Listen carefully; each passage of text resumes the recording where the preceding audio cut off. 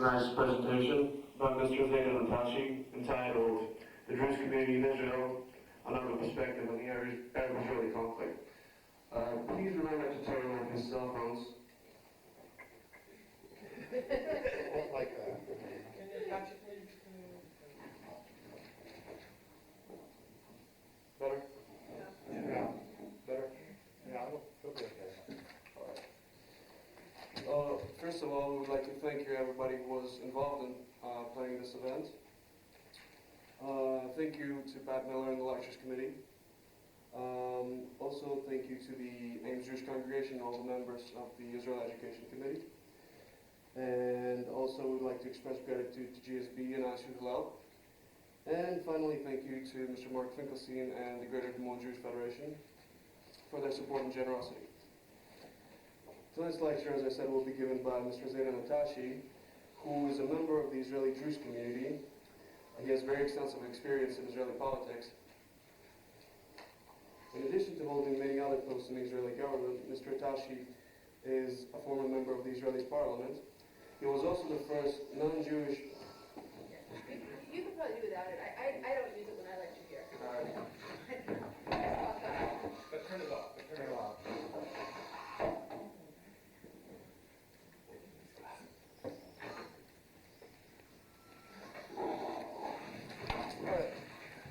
As I was saying, he was also the first non-Jewish member of the Israeli delegation to the United Nations.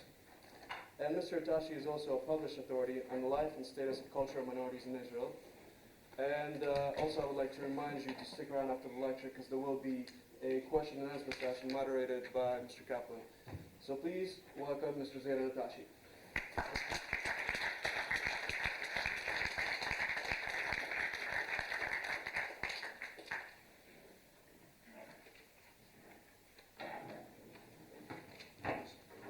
I think I will also not use it. How about that? Yours may be okay. Yeah, I came from a very small village, remote from the city, from the technology. Why I need this here? Fine, whatever you want. And I have a loud voice sometimes, so I can manage without it. And people can come closer. Good evening, and thank you for all those who were involved in having me come to this area. I came to the United States about 50 times so far, about, more or less. And I was in New York for 4 years, but this is the first time I am in Iowa. So I thank you very much, and I hope I can share with you some of my experience and my views as an Israeli who is not a Jewish, but very committed to the state of Israel, not because they are nice, because I'm committed to the land, and then they are nice. So it is a common interest of the Druze, and I will concentrate first on the Druze faith. I will divide my introduction, which wouldn't be that long, so you wouldn't get bored.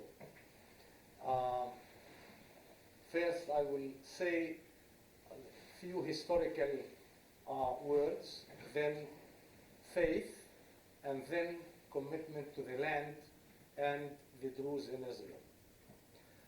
The Druze faith has been in existence for 1,000 years. 1,010 years in the Middle East. We broke away from Islam to form a new religion which is different completely from all the other religions. But it is not known because we do not preach our religion to the others. Why we broke from Islam? So to save you one question, we believe, this is our books and this is our teachings, that the Druze was born thousands of years ago. But it was not a faith to preach itself to others. So we lived as a hidden community under any majority in the Middle East until the year 121. A group of the monotheists, they call themselves, secretly, this is the religious name, monotheists, in Egypt decided to break away from Islam. Then they were slaughtered in Egypt, and they moved to Lebanon. Those who survived the slaughter moved to Lebanon, and from Lebanon they started to expand the Druze religion, and this is how they got to Syria, Lebanon, and Palestine, Israel today. So we are mountain dwellers, and our books are called Hikmah. Those who know Hebrew, Hukhmah. Those who know English, wisdom. I don't know how wise we are more than the others, but this is the name of our book, or our books. What are the pillars of the Druze faith? The first, we believe, this is a main pillar, in reincarnation. Not as others believe in reincarnation. We believe that when a Druze dies, his soul transfers or enters to any Druze born baby, to any Druze family somewhere in the world. This is the pillar. So, when you're born as a Druze, you are captive forever. So your soul circulates among Druze families and the Druze, whatever they are, wherever they are. This is one pillar. The second pillar, or the consequence of this, that we do not conduct any kind of conversion, not inside the Druze or outside the Druze. The third one, we do not conduct mixed marriages with non-Druze, not the male or the female. These almost are very important religious pillars. The fourth one, that we are a community who harbors no national aspiration to establish a Druze state, country, or entity. So wherever we live, we have to be loyal to the land, to the soil. For instance, you cannot find any Druze refugee in the world under any war circumstances. A Druze would prefer to die in his house, no matter what the circumstances are, rather than to become a refugee. We usually used to be, at least in Israel so far, not that much in Lebanon or Syria, a rural community. We are not an urbanized community.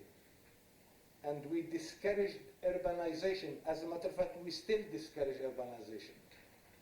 I was offered quite a few positions to live in Jerusalem or in Tel Aviv.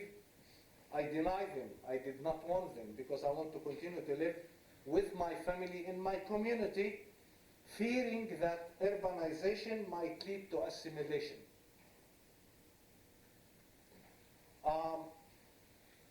And the Druze faith is secret.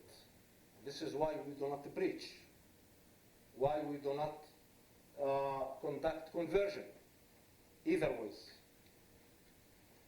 This is almost the religion. Later on, if you want to ask some other questions, I certainly would be happy to answer them. The history, we are Middle Eastern. This is how the faith was developed in Lebanon. And the Syrians, as a matter of fact, who are now outnumber the Lebanese, the Syrian Druze, it's about 800,000 Syrians. 500,000 Lebanese, 120,000 Israelis, Druze. These are the three centers of the Druze faith. But both the Syrians and the Druze are the extension of the Druze in Lebanon, because this is where the Druze faith was breached for, and this is where all the battles, as you know, in the Middle East, we're always battling each other, started, and the Druze got their strongholds in the mountains, and we call ourselves mountain dwellers. Now back to Israel and the why the Druze community is loyal to Israel. It's exactly because of the same reasons that the Druze in Syria is loyal to Syria, or the Druze in Lebanon are loyal to Lebanon. We have no state of our own. As I said, we have no national aspiration, and we have no intention to establish or to form entity of our own. And this is why I think that we shouldn't have. We are a very small minority, and we don't want, when you establish a state in the Middle East, sometimes in other places in the world, you make it at the expense of the others. You either want to become a dissident, and then you will be crushed, or to form a state, and a state through force, power, and bloodshed. So the Druze refrained absolutely from going into such adventures. So the philosophy of the Druze survival and existence is to stick to their own countries where they are now. Druze in Syria, they are Syrians, Lebanon, and Israel. You may laugh when I say reincarnation. We visit each other through births. So if I die, I will be reborn in Syria, or in Lebanon, or in Galilee.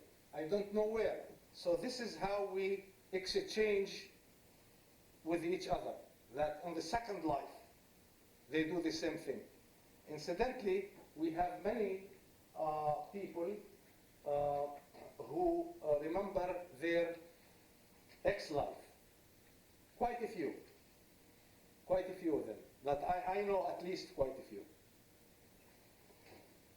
Now, why Israel?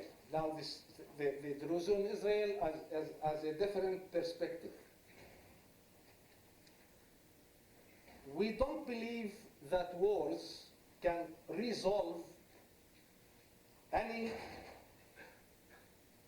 problems in the Middle East. We simply don't believe that. Israel have given the Druze and the rest of the other non-Jewish communities citizenship the minute that Israel was proclaimed as an independent state in 1948. All the Israeli inhabitants, Druze, Jews, Christians, and Arabs, obtained the Israeli citizenship in 1948, certainly through the 1950s. There were some refugees who left Lebanon and came back, Druze, Muslims, and the Christians. I mean, those who succeeded to come back, they also obtained the Israeli citizenship. The philosophy of the Druze in Israel is to get two main things. I just told, we had a very delicious dinner with my hosts, and I told them what is the story. The Druze cannot live without dignity. That's one thing, and they cannot live without land. First comes the land. The land will secure your dignity. Loyalty to the land and loyalty to the state will secure your physical survival and the spiritual survival. So this is what Israel secured for all the minorities. However, when I say the minorities, the Muslims and the Christians. But the Druze community did not have refugees that left Israel in 1948. This is the main difference between us and the rest of the Muslims in Israel now, or the other Palestinians and the Christians. All of them stayed in the state of Israel, and they joined the IDF early in 1947 to fight alongside with the, not all the Druze community incidentally, some, but they are the only minority who joined the Israeli Defense Forces before it was defined as IDF. It was the Haganah, the defense forces. So some Druze joined, and the Druze were getting feedback from the government or the governments by then as an appreciation and dignity and respect and more recognition. And that was a trend which continued until 1956 as volunteers. In 1956, the Israeli government and the Druze leadership concluded that the Druze must conscribe to the Israeli service under compulsory law on equal footing like the rest of the Jewish inhabitants of the state of Israel. So since 1956, the Druze are serving in the Israeli Defense Forces. There is another community, very small community, the Circassian Muslims, who came from Russian origin. Also, they accepted the compulsory service in the IDF, Israeli Defense Forces. Now, what we were missing, and what is different perspective. Some people might come to this campus or to other circles, whether academic or social or journalists, may think that the area of the Middle East is a region of miracles. It's true. 3 people did miracles in that area. Only 3. Moses, Jesus, and Muhammad. Since then, we didn't have any miracle. So some would expect that Israel may, and it is able to extend full equality and full rights and become an affluent society just like affluent societies in Europe to all the citizens. What we saw, the Druze community, the basic rights that we needed, which we were denied during the British mandate. The Arab community was very poor, all the Arab community, including the Druze. Very uneducated, no high schools in most of the towns. The first thing, as I said in the beginning, the Druze received the Druze and the Arabs, all of them, received the Israeli citizenship. ID, then citizenship. The second thing, compulsory education. We haven't had this at all before 1948. Compulsory education was applied to all the Israelis. Every child has to attend the school. And if not, his parents will be summoned to the court. Why? Israel cannot afford a gap of education between its citizens. That's one thing. Citizenship, compulsory education. Then, religious recognition, which means mosques, churches, and certainly our holy places were very well preserved and honored by the Israeli government. I said the Druze are very keen to have their dignity preserved anywhere. If not, they will certainly disapprove any policies of any government and may conduct, I wouldn't say revolt or rebellion, I would say a passive kind of life with the majority. Then we have medical care applied to all the Israelis. Then you can vote and you can elect local, regional, and national institutions, from the Knesset, the Israeli parliament, back to the local councils in the villages, on the towns. Free movement, free press, free assembly. The Arabic language was recognized.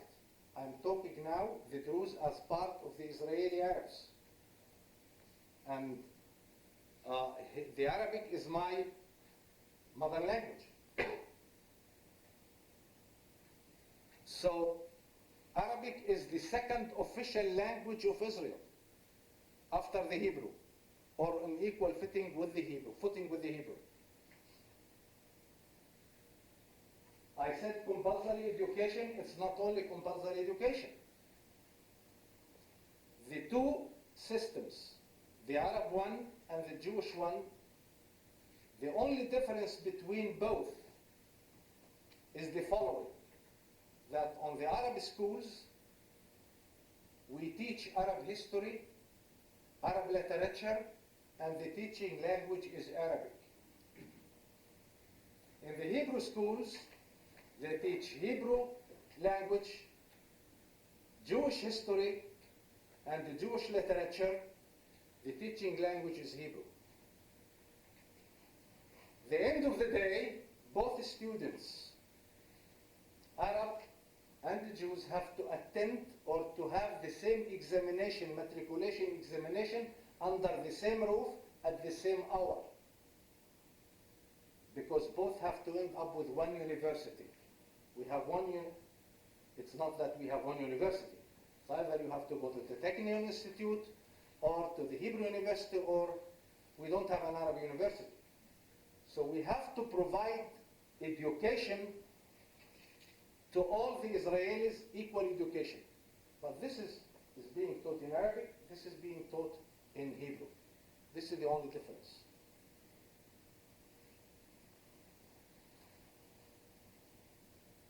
We had the representation in the Israeli Knesset, the Druze, the Muslims, and the Christians. I'm talking about the basic rights. When you were denied just a few months or years ago, before 1948, all these things, or they were not existing there, and all of a sudden, within 10 years, you have all these basic needs, I would say, to secure your existence, the future generations, to secure education, medical care. The Druze became very much in love with Israel. And with one addition, that we did not experience, or we did not suffer, splitting family. Half of the family continues to live in Israel, the other half fled and live as a refugee in Lebanon. It's maybe very painful. We did not experience this. Maybe this dimension is missing, and I don't know how we could have behaved had half of the Druze community or part of it went to Lebanon or to Jordan or to Egypt as refugees.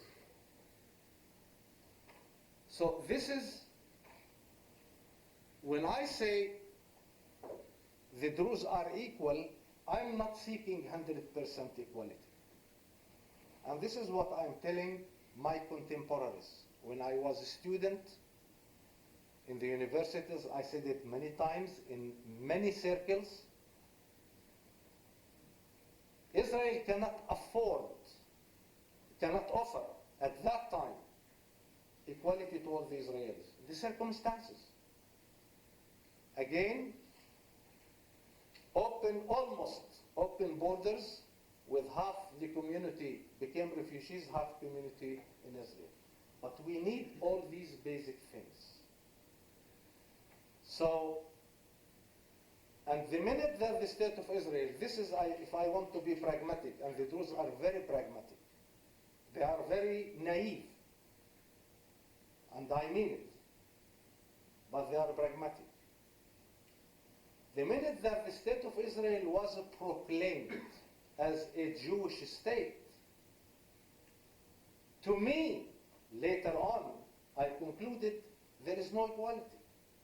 It's a Jewish state. But I have to recognize the Jewish state as long as the government of the Jewish state recognizes my basic rights. Political, social, educational, just name it. This is the main difference between us and the rest of the Arab communities in Israel, or some of the Christians, most of the Muslims. The second thing, our other part, not the Druze, our other part, if I was a Muslim in Israel, is struggling against Israel through the PLOs, through variety of organizations, to seek his homeland at the expense of Israel. We did not join that trend at all, because we serve in the IDF. So all these things, if I want to be pragmatic, and I am, it's not because my name is so-and-so, because I'm Druze. This is the philosophy. First, I continue to live on my land. There was land confiscation for the Druze as well as for the Muslims and the Christians.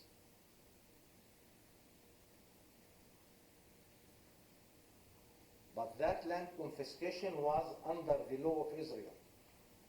And the law of Israel was taken or adopted in the Knesset, while the Knesset has 120 seats, and the Arabs have 6 or 7 seats.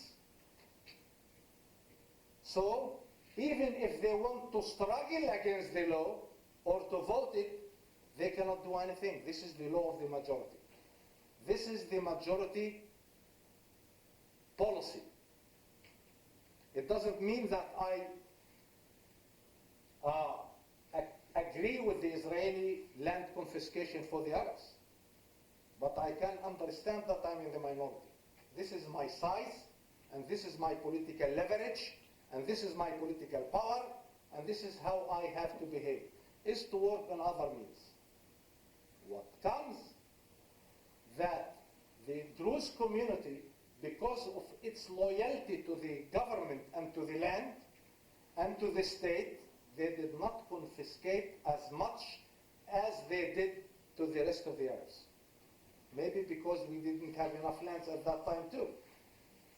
I mean, we are not landlords by then. Not yet too, and not these days. This is the difference between us and the rest, or the other perspective. Not politically speaking. I believed that to be part of the existing political system, the existing political parties, and to represent your community through a Zionist Jewish political party would be much efficient in the Knesset for the interest of your community. This is my personal experience, myself. I think what I brought to the Druze community through a Zionist party when I was 8 years in the Knesset, more than the 8 years, more than the 2 others who served in the Knesset for 28 years before I came there. Maybe the style or the way that I introduced the Druze problems, but there was a whole party behind me in the Knesset. It's not only me, it's only my party. And the way you introduce it. Other dimension. I did care for all the Arabs and for the state of Israel when I was in the Knesset. I'm not the only one. Some young people who were in the Knesset in the 1970s did the same thing, Muslims or Christians. But I did not struggle for the Palestinian cause, which contradicts the Israeli cause. I'm not going to use the Knesset of Israel, which I am member of the 120, to represent outside causes at the expense of my constituency. Again, this is the Druze philosophy. I can sympathize. I gave many speeches. I met many Palestinians in the West Bank. I went to Egypt quite a few times, officially, as a member of the Knesset. But always, I want to preserve my full loyalty as member of the Knesset to my constituency and my community and my people. This is the Knesset of Israel. This is the Parliament of Israel.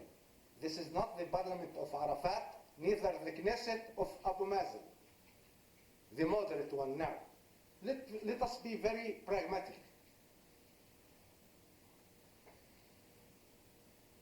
To tell you that we enjoy, again now, these days, 100% equality, no? But does anyone of the audience ask the average Israeli if he's equal? Jewish. You have many Jewish groups who feel until now they are not equal.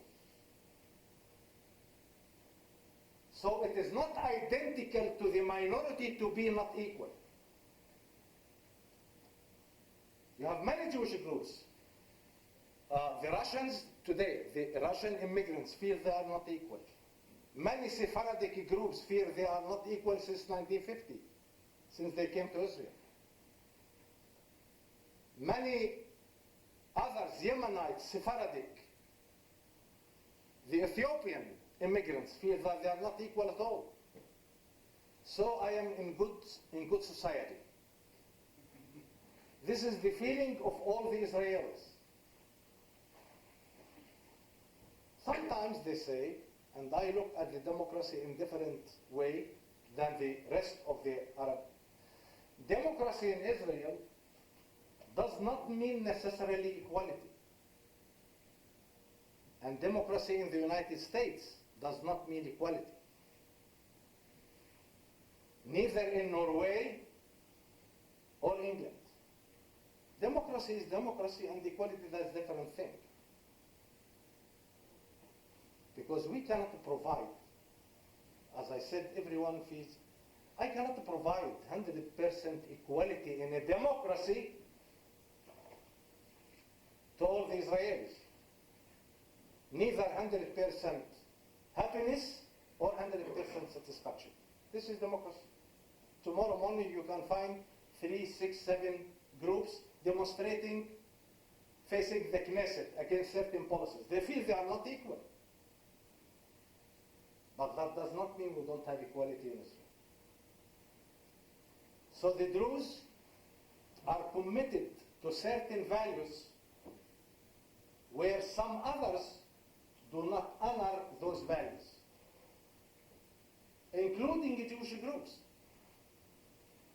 I saw, yesterday, day before yesterday, somebody in New York told me that only in Florida there are 250,000 Israelis who immigrated from Israel. Migrated, immigrated, what's the terminology? It's both. Left Israel. They are seeking affluent societies, which means that they were not satisfied in Israel. I am satisfied. You cannot find any single Druze family in the whole area of the United States who ever left Israel because of economic reasons. But we are not starving. And we are not hungry. Again, always we weigh our status or look at our status as compared to the alternative. If it is the same, I will stay there. And on top of that, I have to be with my children on my soil and in my property. Is the situation in Lebanon is better?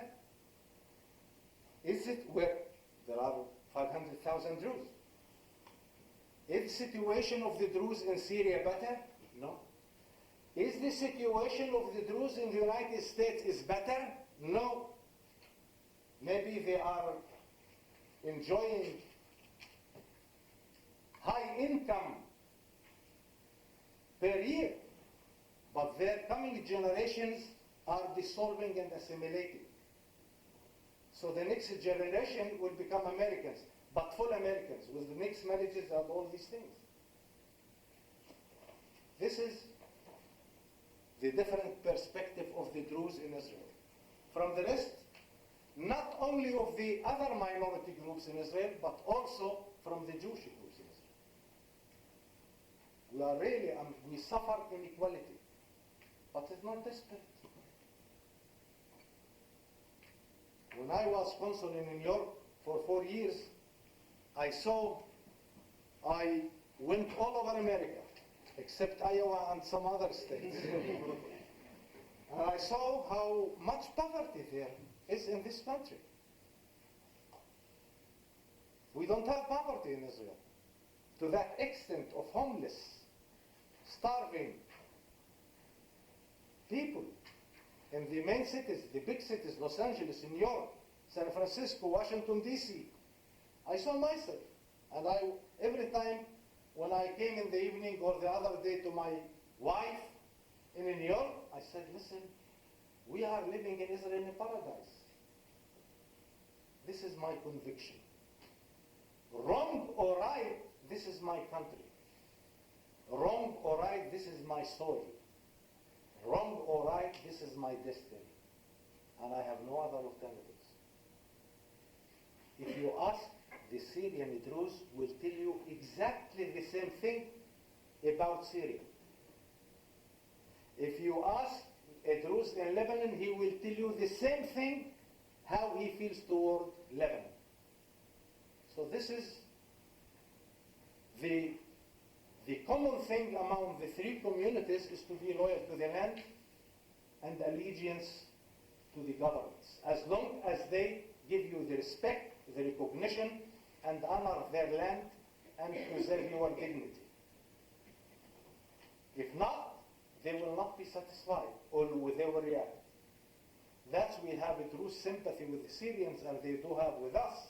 They care for our quality of life, I don't know, including the Lebanese. That's another story. But again, this is my destiny. This is their destiny in Lebanon and their destiny. I don't want to come to Israel. And some people came in early 1980s throughout the war.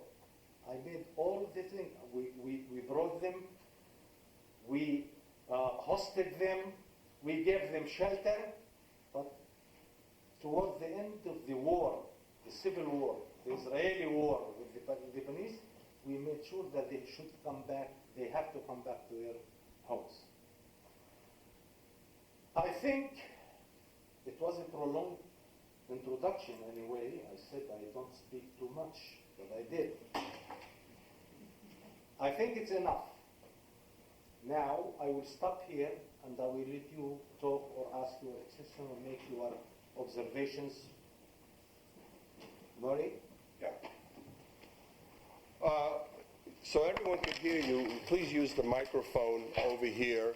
And what we'll do is you'll have about approximately 30 seconds to ask your question of Mr. Atashi. He will answer you. And then you'll have up to no more than a minute to counteract that if you wish to, or to make a thing. And that's the purpose of limiting the question and answer in terms of time, is to allow as many people to participate as may wish. We don't want someone coming up and making a 5-minute speech and not allowing other people to speak. So if you have some questions, please come to the microphone over here. Okay. You can probably hear me too.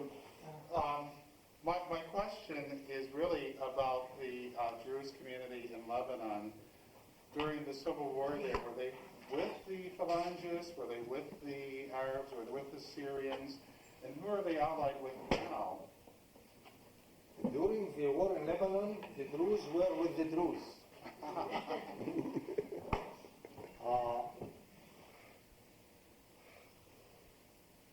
We thought, and we got messages from them that they are maybe facing an Israeli, Christian, or Phalange conspiracy against the Druze existence in Lebanon. And here this is the conflict. Our troops are with the IDF in Lebanon, with the Israeli Defense Forces, yet our community might suffer aggression, being displaced, I don't know. So we went to the scene, myself, and quite a few others. So the Druze, they were defending the Druze strongholds, the Druze towns, because there was certain conspiracy, allegiance between the Phalange and the Israeli government, and we faced the Israeli government and the Israeli authorities very many times. I came to the Congress in 1 year 3 times, and I sat on the stairs outside the building myself to lobby for the Druze community in Lebanon. So they were friendly with the Muslims, but the traditional coalition was with the Christians. They say that Lebanon was envisioned by the Druze, built by the Druze and the Christians, and inhabited by the Muslims. So now, if you feel now, these days, the coalition, the National Coalition for the Freedom and Liberty of Lebanon, is necessarily only between the Druze and the Christians. Again.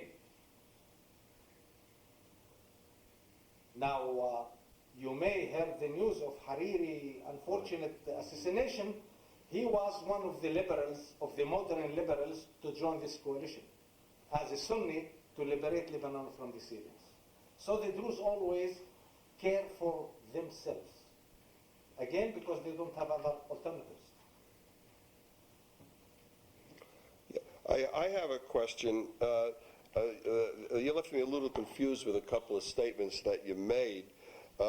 You talked about that the Druze are really loyal to the land more than to a particular state. And then you talked about land confiscation of land, and that you, although you're in the Knesset, you said it's under Israeli law. If you're loyal to the land, how do you reconcile any land confiscation, and for what purpose was that land confiscated? How do you reconcile that? If you say you're loyal to the land, yet you tolerated the land being confiscated, and you said that if the land's so important, how do you reconcile that? I know that I said, I think I elaborated. Unless I misinterpreted. No, or my English was not good. This also another, some people misunderstand me. I said, and I will repeat it, I am a minority in Israel. I recognize and acknowledge the fact that I am a minority. Even if I will resist any law which aimed to confiscate lands, I always will be in the minority. So the majority decides what would be the fate of these lands. But I said the least community who suffered land confiscation was the Druze. Also, I mentioned it. And that's the way it is. I don't have other means to do. However, during the years or following those years, we started to exert a pressure on the Israeli government to designate lands from those which were confiscated to let young couples build their houses with permit. And they established quite a few what we call it neighborhoods and small towns neighborhoods for the Arabs and the Jews as well, but separately. Okay, so you basically So got, being in the Knesset, it doesn't mean that I have to make a revolt in the Knesset because the law oppresses me in certain ways. So I will continue to be there and to resist injustices. but you said you were able to get some of that injustice reconciled, if I understand you, by working with the Israeli government to give some of those lands That's right. back. Yes. That's what you said? Yes. Okay. Or to minimize the confiscation policy or the size of the land which was supposed to be confiscated. Thank you for your clarification. You come up, so stand up or whatever, so everyone can hear you. What is the situation for the Jewish community in Syria? I don't know. I really don't know. I mean, I have some relatives that I invited 3 months ago to come to meet with me, and they don't know me, I don't know them. My mother married 1931. I was born 1940. Since 1948, we know that we have uncles in there. So I located one. Even if you talk to him in Amman, and we were in the same room, I made a reservation in the hotel to be together. They wouldn't disclose anything about the Jews. They would say, we live a decent life. What they said, but they are part of the sovereignty of Lebanon. This is very important, of Syria, which means they have